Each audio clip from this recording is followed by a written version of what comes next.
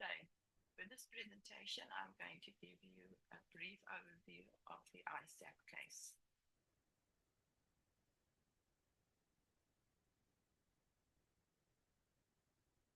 The iSAP case is concerned with a patient who had acute neck pain after falling over a push bike.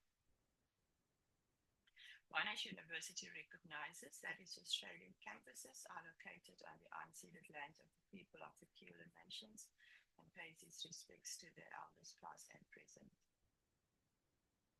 For those of you who have never undertaken an iSAP case, iSAP stands for Integrating Science and Practice. The weighting for the iSAP case is 30%, so it's quite a significant weighting that contributes to this unit. The overall word count is 2,000. The clinical action plan, or the CAP, takes up the majority of the word count, and that is 1,500. And then you're going to submit a separate report, which is called the comparative report. And that overall word count is 500. The university has a 10% overall weighting, which means that you can have more than 10% or less than 10%, but do not go over the allowable word count. So all of the information for the iSAP case is captured in week 2, and you can find the Moodle book under week 2, but you will also find that under the assessment tab as well. The Moodle book contains all of the info. It has got the learning outcomes, so what we expect you to achieve through this. It also presents the case scenario, and that includes images as well. And then what you need to address, and that's called the professional issues. Now, there's a number of startup resources which you can use. However, we expect you to do further research as well. And in terms of referencing, you can use either Harvard or Vancouver, but you should not mix it. So this just gives you a snapshot of what the Moodle site looks like. So there's the learning outcomes, and then the different parts of the scenario that's been introduced. And then also importantly is the professional issues, the resource that's available, and then also the marking rubric as well. And then from that, you'll be able, once you've submitted your CAP report, you will get access to an expert's response and then the comparative report. I would encourage you to look at the marking rubric.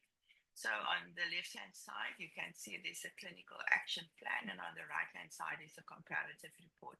So you really want to get yourself in the bottom row, where you show strong discussion, addressing all the necessary clinical issues, and then also how you apply the action plan so that appropriate results will be achieved. You also need to, as mentioned, the resources that you're going to use, so your references and how you use the references appropriately as well. And then for the comparative report, so the comparative report expects you to compare and contrast your CAP report with that of the expert, and the logical way in which you then devise what you've learned, and you can actually put that as bullet points towards the learning outcomes.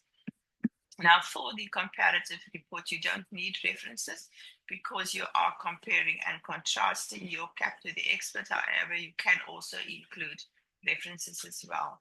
But most importantly, you need to address how working through this iSAP case will impact your future practice.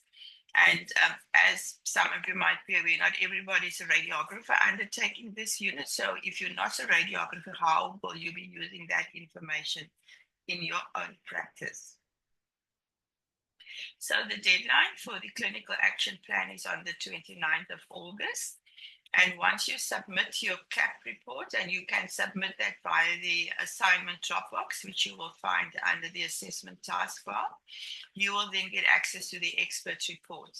The expert report only becomes available after the deadline has been reached, so basically on the early morning of 30th of August, but also only if you have submitted your CAP reports. And then the deadline for the comparative report is a week later. So this is just a snapshot from the assessment taskbar. So you can also, as I mentioned, you can find the Moodle book on the iSAP case under the assessment taskbar, and then it has your Dropbox for the CAP, and then also you'll get access to the experts report as mentioned if those two key things have been met, the deadline has been reached, and if you submitted your CAP report. And then there is also the Dropbox that you will be able to submit your comparative report.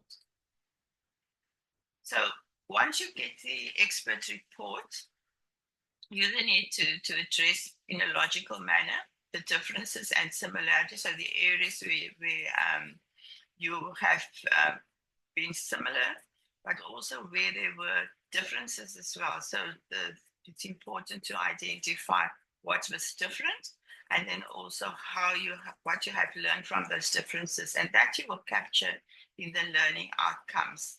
And then, as mentioned, really important to also briefly reflect on the impact it will have on your knowledge in the context of your practice.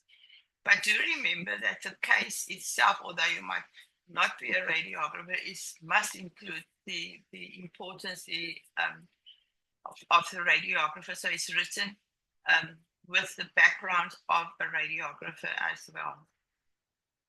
So then in conclusion, use the iSAP Moodle book. The material that's available under week 2, this introduction will be there as well. And then apply your clinical professional knowledge as well as the radiographic knowledge to your professional context. And remember to do further research on the iSAP case itself. So if you have got any questions, please feel free to contact me. Thank you.